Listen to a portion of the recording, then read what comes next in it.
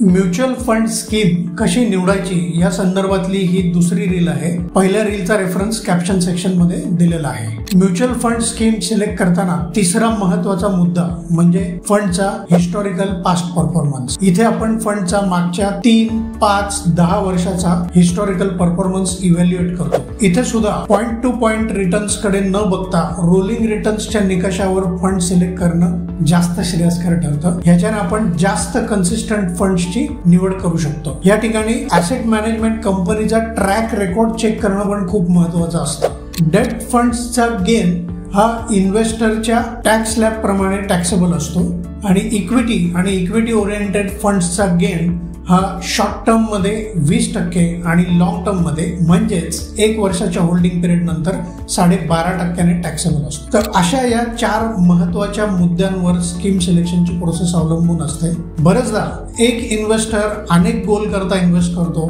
त्यामुळे ही portfolio can be combination of multiple schemes. अशाच इंटरेस्टिंग इन्फॉर्मेशन करता पेजला फॉलो करा आणि तुमची इन्व्हेस्टिंग जर्नी सुरू करण्याकरता खाली दिलेल्या नंबरवर कॉन्टॅक्ट करा।